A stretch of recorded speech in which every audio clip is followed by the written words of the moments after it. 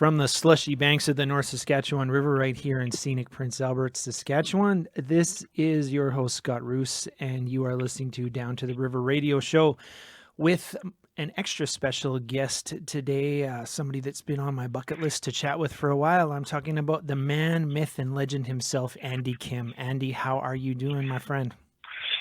Well, you know what? I'm one of the lucky ones that even though the time keeps passing and new adventures keep happening, someone is still interested in talking to me.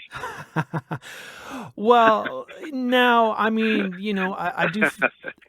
I do feel it pertinent to mention at this point that, I think it was in October of 2019, just a few short months ago, you were inducted into the Canadian Music Hall of Fame. Huge congratulations to you, good sir. Thank you. That was an incredible honor just to be part of the club. I've always wanted to be part of the Canadian fabric of music and artists, whether it's sculptors, painters, poets, writers, just to know that as a Canadian, you're lucky to be heard, and if you're lucky enough to live long enough, they give you these awards. For sure. Well, now, how did you go about finding out that you got the award? I mean, who gave you the call and so on and so forth?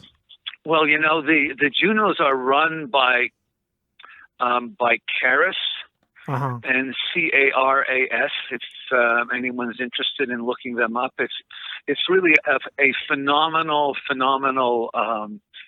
organization that not only puts the Juno Awards together, but really keeps the historic value of Canadian artists long before I showed up and long after I'm gone. And I remember I when I was told, I was kind of speechless and emotional at the same time. Yeah. For sure. So, I guess you're never too old to be surprised and to be given an honor like this, and for that I am grateful that your listeners out there like my music and bought my music and kept me alive and well. Yeah. Well, I mean, considering, how much the industry has evolved over the years, I mean, especially in the last 3 or 4 years, the general sentiment and vibe going around seems to be that it's harder to, achieve that same kind of, Andy Kim level of success in this day and age, maybe as it was when you were coming up. But I mean, maybe you'd argue that it's never easier and never harder. I mean, I'm interested to know what your take is on that. Well, you know what? I think that every generation has their ability to rewrite the previous generation's lives. And look, I was lucky that I just kind of grew up at the right time, at the right place.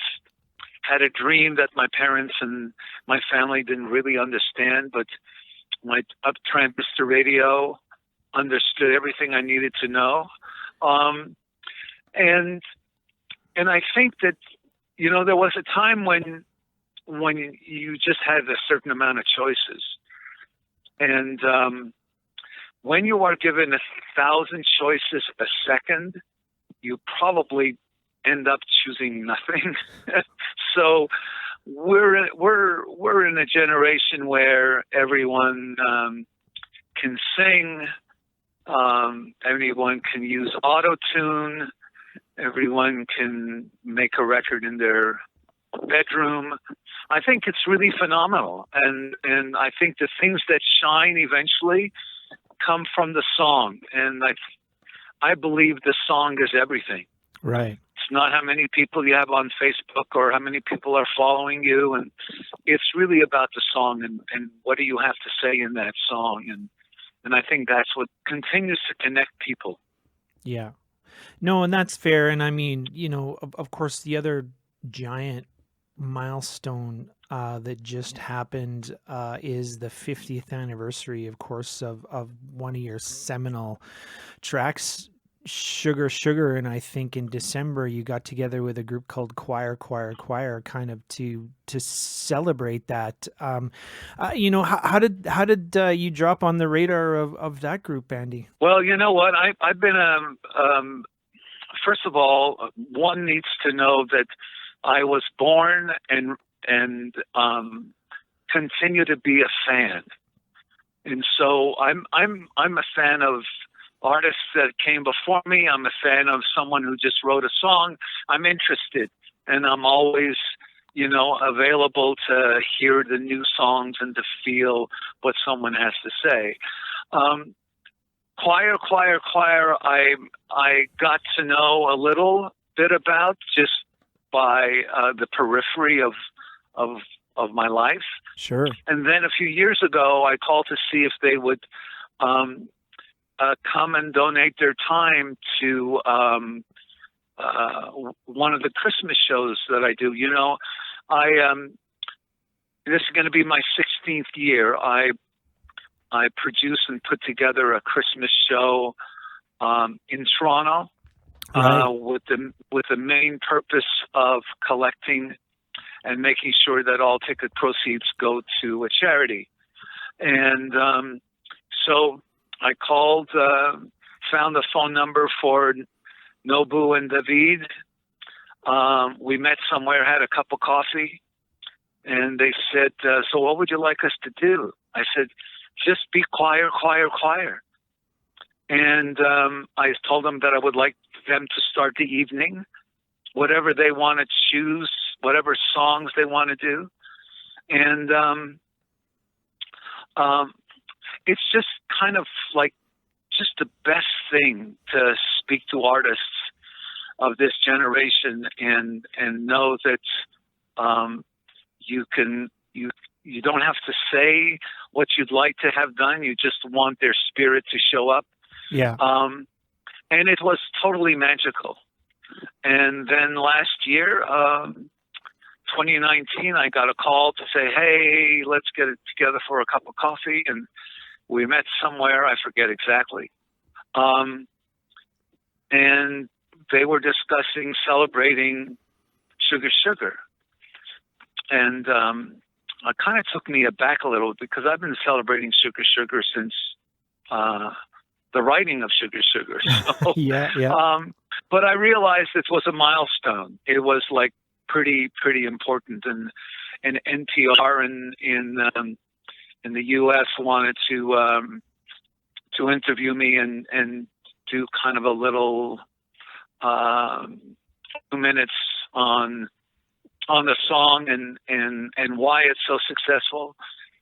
Well, so choir said, "Are you interested?" And I said, "Yeah, I would love to celebrate it, but it's really not about me. It's about the song. So if we make it about the song, then I'm in, because I really felt very strongly that the song itself was something magical. I don't know why. It just really happened. And the song that took 10 minutes to write, and the song that was recorded by a fictitious band has become international anthem of some sorts.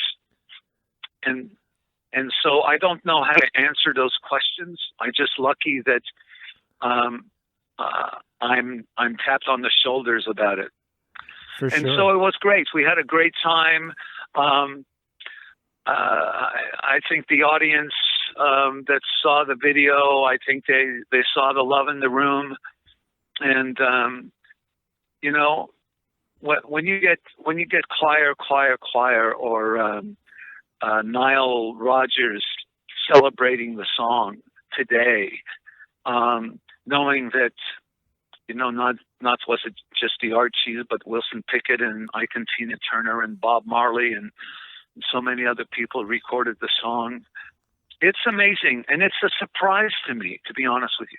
Yeah. Yeah.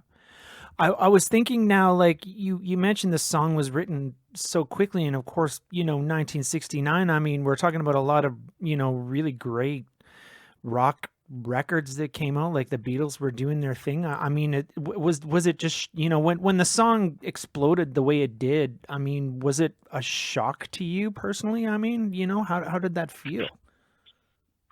Well, I loved the song as a song before we went in and made a record.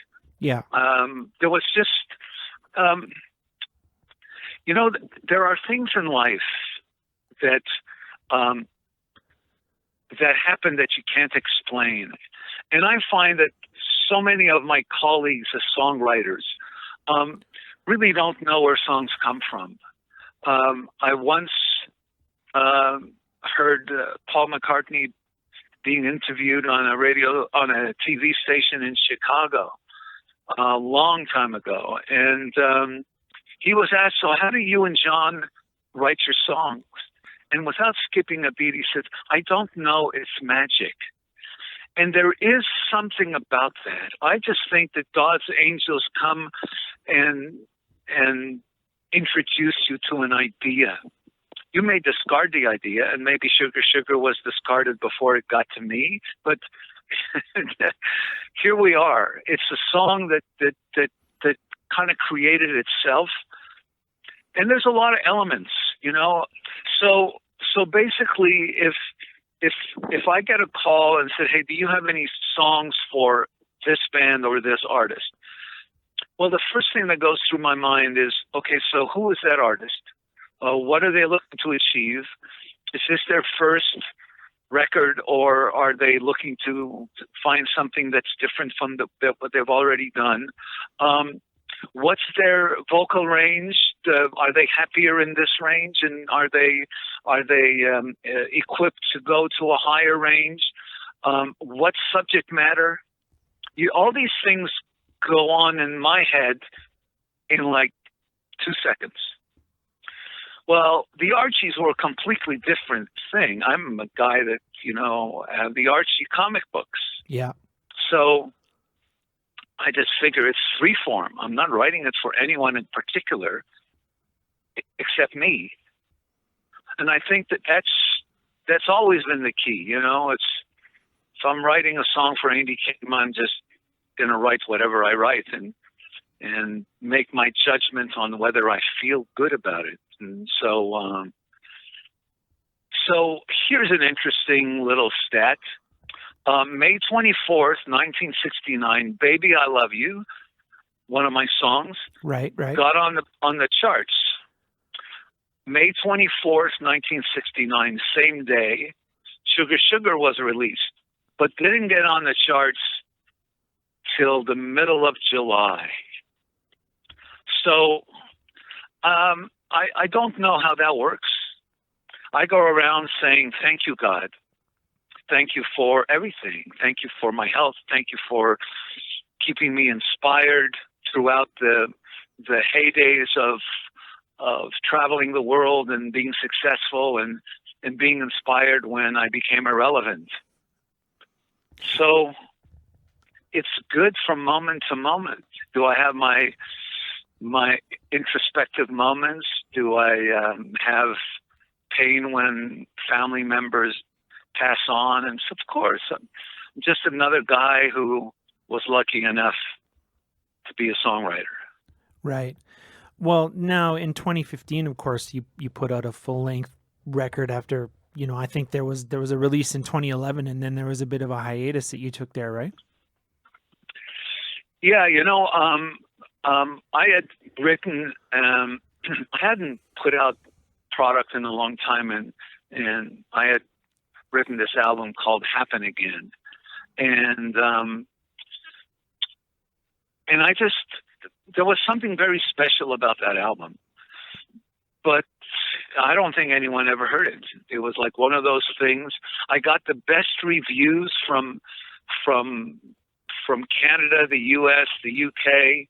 on this album, but it never got traction.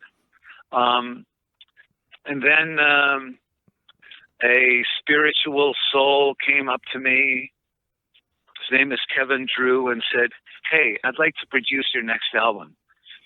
And my response was, "Well, I didn't think that people are ready for another Andy Kim album." And so he taught me I was wrong. He brought me into his world, and kind of like helped me see that there is always something there if you are brave enough to believe in the dream. Yeah. And when we ended up doing, we didn't know that we had a fan of the album with David Letterman. We ended up doing the David Letterman show. Wow.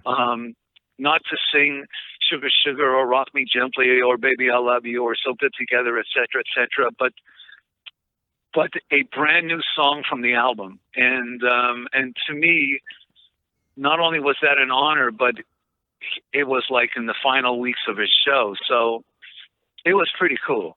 Yeah.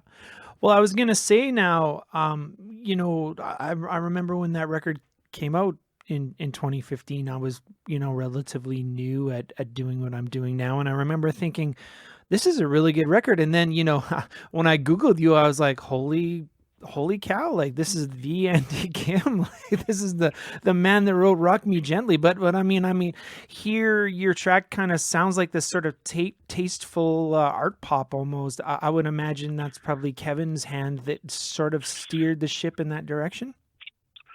Yeah, basically, my thought to Kevin, whom I love, and if you can ask anyone on this planet how I feel about him, I think he's a very, very special spirit, caring spirit, loving Right. spirit, phenomenal musician, charismatic, etc. What I really wanted to do was to just take this opportunity to live in his world. I'd already lived in mine, and I thought, what a wonderful moment to be asked to spread your arms and just take a leap of faith. And for me, just to get to know everybody in the band and get to know Kevin, and to be able to write with him and all of that was just, it's magical. We're still close friends together today, and when I think about it, I think about, you get those opportunities in life very, very rarely, and if you're intuitive and smart enough, you know that God's going, try this.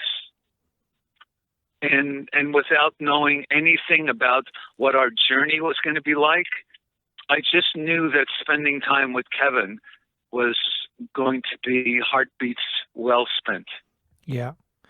Well, now tell me about the track "Sister Okay," because I mean that's one that really resonated with me as I listened to the record. I know it's I think it's the first track on the record, but I mean it really kind of sets the tone, in my honest opinion. Well, I'll tell you something. When I finally said to Kevin, I said, "Look, I kind of don't know where to begin with this, because this is a relationship, a partnership, and so you want to contribute it whatever you can." And so Kevin says, "Well, I'll send you something, and you tell me if you like it." And he sent me "Sister Okay," and I was like so blown away by it. I had no idea where this came from. Obviously it's Kevin singing and all of this, but it took me back to my teenage years. I just loved everything about it. I loved the melody. I loved the lyric. I just loved it. And so I responded by saying, yes, I would love to do this. Can I? And he said, well, I thought that you wanted to like write songs. And I said, yes, but this is already written and I just love this. And if I could only participate in some small way by actually singing this song.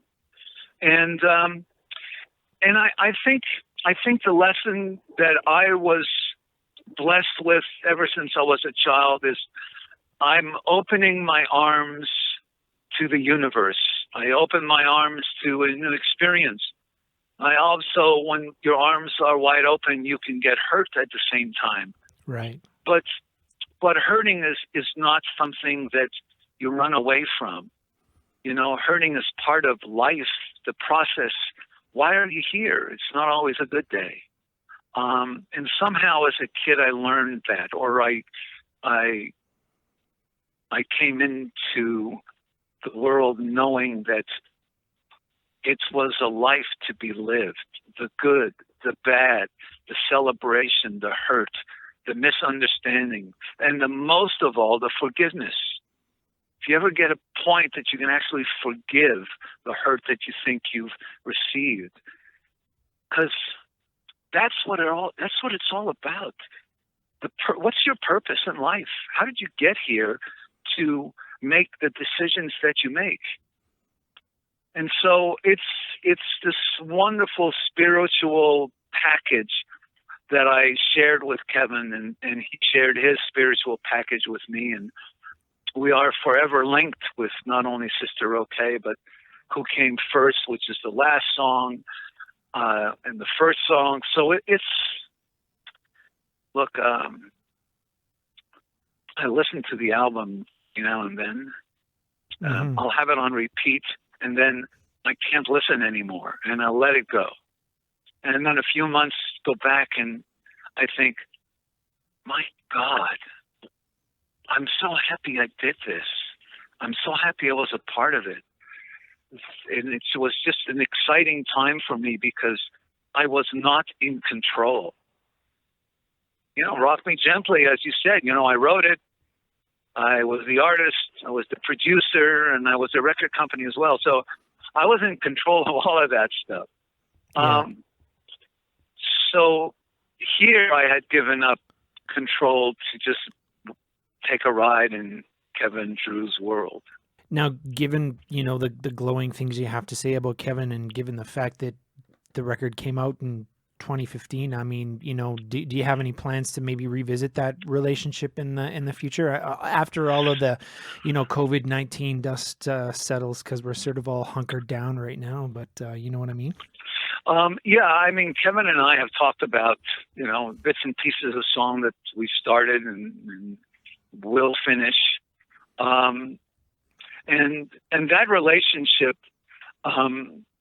you know, I think at one point Kevin was asked, well, why did you guys do this? And I think his answer was kind of like telling. He said, we just wanted to hang around together. We love being together. And to this day, I've got bits and pieces that I'll play Kevin, and you know, when the time is correct, we'll go in and do something. It's just, you know, I always thought that year one was the best time, and then year two showed up, and I thought, oh my God, this is even better. So I've had these wonderful times, and then you get the redundancy of real life. But I was never regretful. I was never envious. I'm never jealous. Just be thankful that I'm having this opportunity to live and breathe. Well, with that, Andy, I definitely appreciate your time today, man. You're a very thought-provoking and well-spoken artist, and you know, as the tradition goes on the show, thanks for coming down to the river with me, man. Much appreciated. Well, I'm honored that you reached back into your history, or maybe your mom and dad's history. I don't know, but thank you for taking the time. I'm honored, and maybe we can do this in another 20 years. Right on, man. Well, let's count on that. Okay, Have a thank good you. one. Yep, bye-bye. And be happy with yourself. Whatever else is going on, you got to be happy with yourself, and know that there is this gift that you've been given. And you can't squander it away by getting crazy because the guy in front of you is not driving correctly, or you're stuck in traffic. For sure, man. Words of the Cool. wise. Definitely. Okay. Have a good day. Talk to you soon. Yep. Bye-bye. Okay, man. Ciao.